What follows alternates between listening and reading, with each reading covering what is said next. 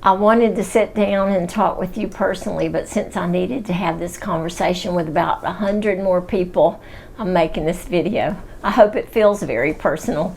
You know I'm over connections at Redland, and it's something that is very important to me. Aloneness is a terrible thing.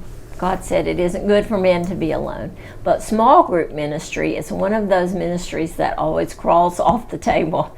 It's an art, not a science. So we have to constantly evaluate and adapt to meet the need.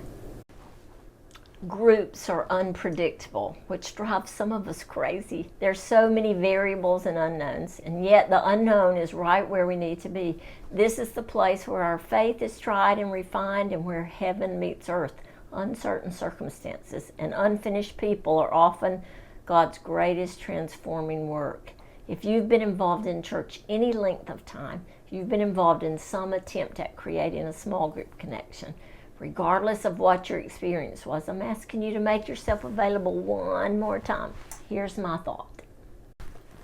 Starting in March and running for the next year, I'd like to launch connect groups once more. I've been working for some time to divide our entire group of regular attenders into small groups of 4 to 6 households based on their 4-digit zip codes. Again, it's not an exact science. I've also picked one household out of each group that I feel can be Redland's connection to that group.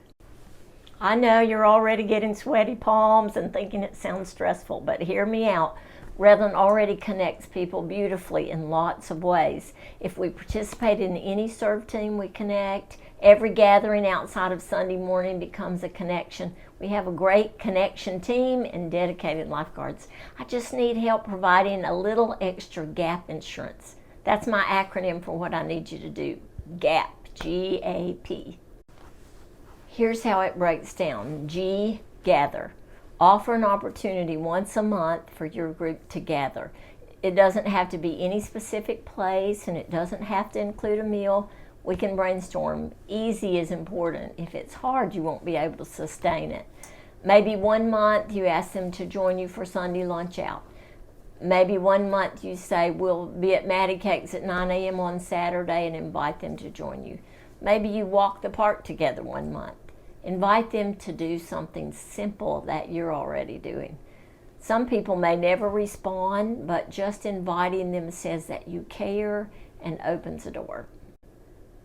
A is ask. Sincerely and lovingly ask if they're doing okay.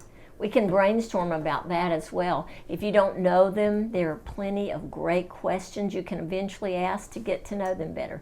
You'll learn things about them that will help you connect them to other people. At a minimum, you simply want to reach out to them once a month and be sure they're doing okay. And lastly, P, pray. Bring the people in your group before the Lord in prayer. So you see, this is doable.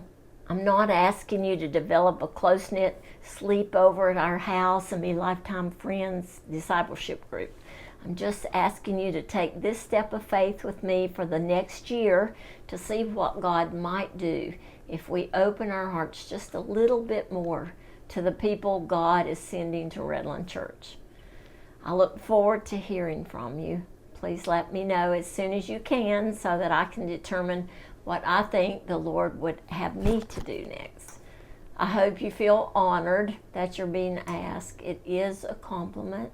And I really do love and appreciate you. Thank you for listening.